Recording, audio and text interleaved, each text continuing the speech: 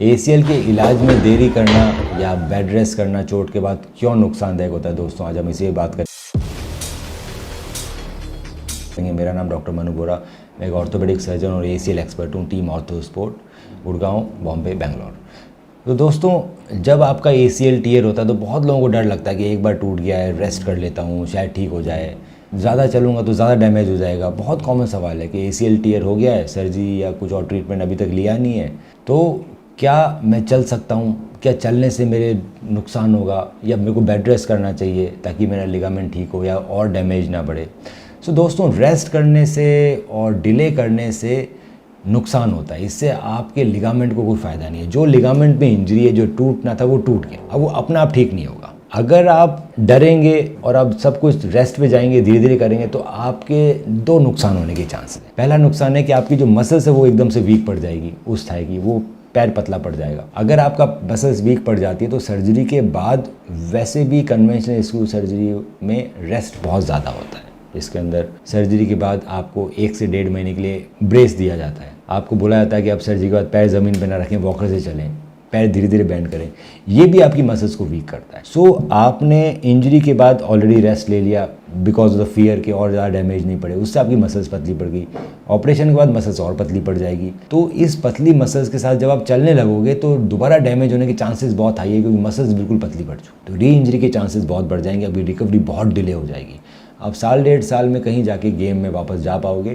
क्यों? क्योंकि मसल्स इतनी वीक हो गई है कि उसको स्ट्रॉन्ग करने में बहुत ज़्यादा टाइम लग रहा है। सो पहला नुकसान तो ये होता है वेट करने का। दूसरा नुकसान ये होता है दोस्तों, कई बार हम जब बेड रेस्ट करते हैं इंजरी के बाद तो हमारे घुटने जाम हो जाते हैं, क्योंकि हमें डर लगता है कि मोड़ेंगे तो कुछ और लिगामेंट में डैमेज ना हो जाए। तो जब घुटने जाम हो जाते हैं और सर्जरी के बाद भी अगर आपको ब्रेस लगा के रखा जाए लंबे समय तक और बेंडिंग मना कर दिया है तो घुटने डबल जाम हो जाते हैं। तो उसको खोलने में बहुत लंबे समय लगता है, आपको नॉर्मल एक्टिविटी में आने में, कंप्लीट नी पूरा बेंड करने में बहुत ज़्यादा लंबा समय लग जाएगा और इससे आपकी रिकवरी डिले होगी। और कुछ लोगों में घुटना बेंड कंप्लीटली होगा ही नहीं, तो एक और प्रोसीजर करना पड़ेगा घुटना बेंड करने का, जाम घुटना खोलने का।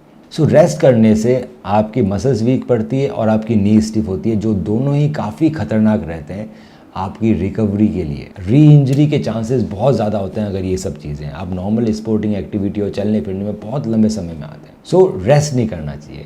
दूसरा, कई बार जब चोट लगती है दोस्तों तो एमआरआई में वर्ड लिखा हुआ आता है बोन इडिमा या डिप्रेस फ्रैक्चर, स्लाइड फ्रैक्चर। सो जब भी लिगामेंट को चोट लगती है तो नीचे वाली बोन जो टिबिया या ऊपर वाली जो फीमर है, इसके अंदर इडिमा आ जाता है, बोन सॉफ्ट हो जाती है। क्यों? क्योंकि चोट ज़्यादा लगी है, झटका लगा है, तो बोन सॉफ्ट हो जाती है। अब जब आपकी बोन सॉफ्ट है और हम स्क्रू सर्जरी की तरफ जा रहे हैं तो जो स्क्रू का जो फिक्सेशन है दोस्तों वो बोन के अंदर होता है, मेटाफाइशियल रीजन में। अगर वहाँ की बोन सॉफ्ट है तो स्क्रू होल्ड नहीं कर पाएगा और सर्जरी के फेलियर के चांसेस ज़्यादा है।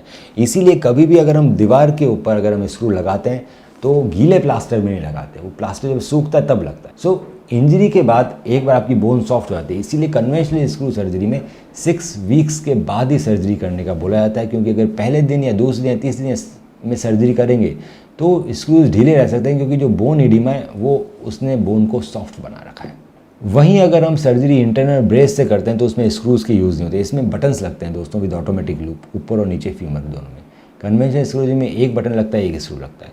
सो जब बटन्स लगते हैं तो बटन का जो फिक्सेशन होता है वो कॉर्टिकल फिक्सेशन होता है, मतलब बटन आपके हड्डी के बाहर फिक्स हुआ है, ऐसे हड्डी के बाहर फिक्स हुआ है। तो हड्डी के अंदर से हड्डी कितनी भी सॉफ्ट हो, भाई जो बटन है वो तो बाहर कॉर्टेक्स पे लग रहा है, कॉर्टेक्स बहुत स्ट्रॉन्ग रहता है बोन का। तो ये सर्जरी हम इमीडिएटली कर सकते हैं, चोट लगने के अगले दिन 7 दिन बाद इमीडिएटली कर सकते हैं। बेनिफिट क्या होता है कि आपके रेस्ट पीरियड कम होता है, आप जल्दी सर्जरी करा सकते हैं। आपका घुटना जाम नहीं होता क्योंकि आपने रेस्ट में जाम नहीं किया। आपके मसल्स हैं वो वीक नहीं पड़ते इसमें, क्यों? क्योंकि आपने पहली बात तो रेस्ट नहीं किया।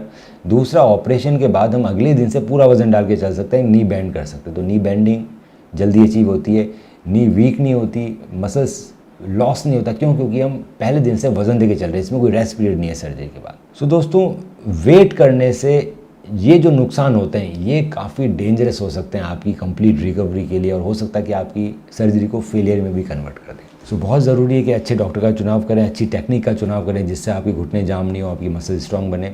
जहाँ तक रेस्ट की बात है, एसीएल अगर कम्प्लीटली डैमेज है तो रेस्ट लेने का कोई फ़ायदा नहीं है। आप रेगुलर एक्सरसाइज कीजिए और जब भी आपको लगता है 1 वीक 2 वीक या कुछ दिनों के अंदर हम ऑपरेशन कर सकते हैं। ऑपरेशन के बाद भी रेस्ट नहीं होता अगर इंटरनल ब्रेस सर्जरी होती है तो अगले दिन से आप चल सकते हो, मसल्स हमेशा स्ट्रॉन्ग रहती है।